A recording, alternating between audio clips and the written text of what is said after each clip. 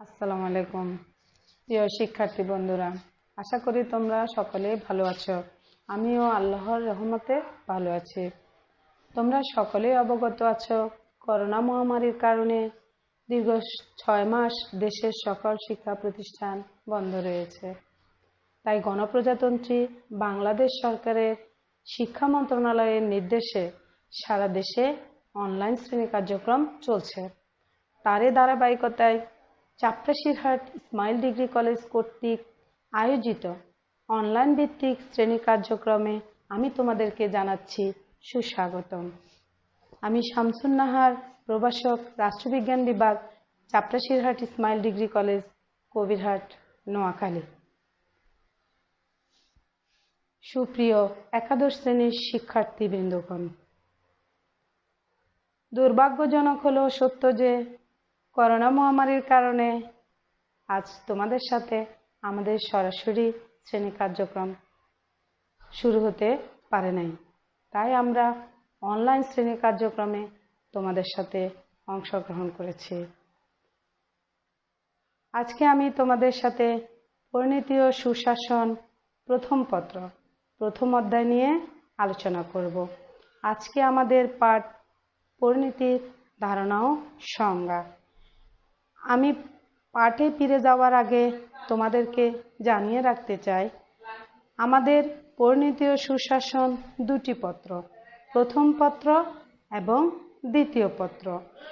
আমরা একাদশ শ্রেণীতে প্রথম পত্র থেকে 5 অধ্যায় এবং দ্বিতীয় পত্র থেকে 5 অধ্যায় তোমাদেরকে পড়াবো।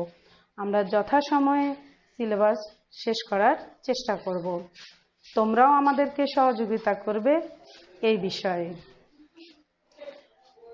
আমি তোমাদের সাথে প্রথমে পরিণতি কি সে সম্পর্কে বলবো।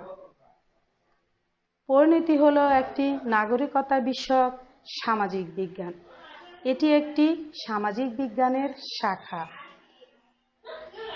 প্রাচীন গ্রিসের নগর রাষ্ট্র থেকে পরিণতির মূল উৎপত্তি। প্রাচীন গ্রিসের নগর রাষ্ট্রে বসবাসকারী প্রত্যেককে নাগরিক বলা হতো, বিশেষ করে যারা শাসন কার্যে সরাসরি অংশগ্রহণ করত। পরিণতির ইংরেজি প্রতিশব্দ হলো সিভিক্স। সিভিক্সের বাংলা প্রতিশব্দ হলো পরিণতি। সিভিক শব্দটি দুটি ল্যাটিন শব্দ সিভিস এবং সিভিটাস থেকে এসেছে, যার অর্থ নাগরিক ও নগর রাষ্ট্র। অর্থাৎ নগর রাষ্ট্রে বসবাসকারী সকল নাগরিক হলো পরিণতির মূল কেন্দ্র এবং তাদের আচার আচরণ ও রাজনৈতিক কার্যাবলী বিশ্লেষণে হলো পরিণতির মূল আলোচ্য বিষয়। তাই সাধারণভাবে বলা যায় পরিণতি নাগরিকের সকল বিষয় নিয়ে আলোচনা করে। বিভিন্ন রাষ্ট্রবিজ্ঞানী বিভিন্নভাবে পরিণতির সংজ্ঞা প্রদান করেছেন। ইয়াম হোয়াইটের মতে পরিণতি হলো জ্ঞানের সেই শাখা যেখানে নাগরিকের অতীত, বর্তমান, ভবিষ্যৎ, স্থানীয়, আন্তর্জাতিক ও মানবতার সকল বিষয় জড়িত রয়েছে। তিনি আরো বলেন, যে শাস্ত্রে নাগরিকের সকল বিষয় আলোচনা করা হয় তাকে পরিণতি বলে। এই সংজ্ঞাগুলো বিশ্লেষণ করলে আমরা পরিশেষে বলতে পারি পরিণতি হলো সেই বিজ্ঞান যেখানে নাগরিকের অতীত, বর্তমান, ভবিষ্যৎ এবং স্থানীয়, আন্তর্জাতিক ও মানবতার সকল বিষয় নিয়ে আলোচনা করা হয়, তাকেই সাধারণত পরিণতি বলে। প্রিয় শিক্ষার্থী বন্ধুরা, আমরা এতক্ষণে পরিণতির উৎপত্তি, পরিণতির ইংরেজি প্রতিশব্দ এবং পরিণতি কি সে সম্পর্কে জানতে পারলাম। এবার আমরা জানব পরিণতির বিষয়বস্তু পরিধি। পরিণতির বিষয়বস্তু ও পরিধি ব্যাপক ও বিস্তৃত, কারণ এটা নাগরিকতার সাথে জড়িত। পরিণতি পাঠের প্রয়োজনীয়তাও অপরিসীম। পরিণীতি পাঠ অত্যন্ত গুরুত্বপূর্ণ, কারণ পরিণীতি পাঠের মধ্যে রয়েছে সকল নাগরিকের সুনাগরিক হিসেবে গড়ে ওঠার বিষয়। পরিণীতি পাঠ করলে আমরা যেসব বিষয় সম্পর্কে জ্ঞান লাভ করব সে সম্পর্কে আমি তোমাদেরকে ধারণা দিচ্ছি। যেমন সুনাগরিক হওয়ার জন্য, নাগরিকের অধিকার ও কর্তব্য সম্পর্কে জ্ঞান লাভের জন্য, স্বদেশ প্রেম জাগ্রত করার জন্য, দেশে সুশাসন প্রতিষ্ঠা করার জন্য, নাগরিকের অধিকার ও কর্তব্য সম্পর্কে জ্ঞান লাভের জন্য, সুষ্ঠু সমাজ গঠনের জন্য, বিশ্বের শান্তি প্রতিষ্ঠা করার জন্য, যোগ্য নেতৃত্ব গঠনের জন্য ইত্যাদি ইত্যাদি কারণে পরিণীতি পাঠ অত্যন্ত জরুরি। কারণ পরিণীতি পাঠের মাধ্যমে আমরা জানতে পারব কিভাবে একজন নাগরিক সুনাগরিক হিসেবে গড়ে উঠতে পারবে।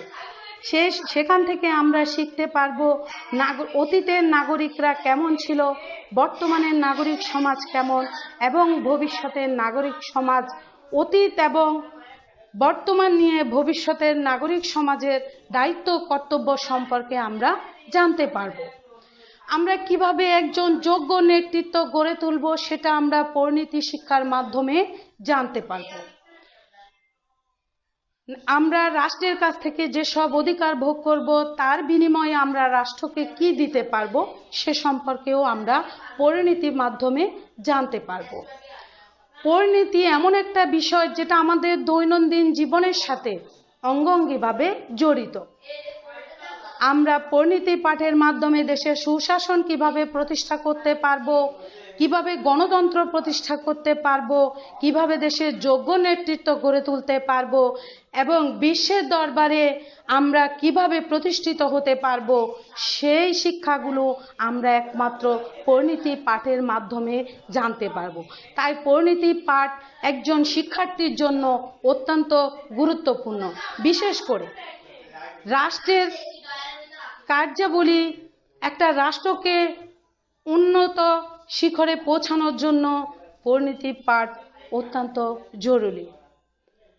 পরিণীতি পাঠের মাধ্যমে আমরা একটি রাষ্ট্র কিভাবে পরিচালনা করতে পারবো, রাষ্ট্রের নাগরিক হিসেবে রাষ্ট্রের যেসব দায়িত্ব পালন করতে পারবো, যোগ্য নেতৃত্ব রাষ্ট্রকে দিতে পারবো, সব কিছুই আমরা এই পরিণীতি পাঠের মাধ্যমে জানতে পারবো।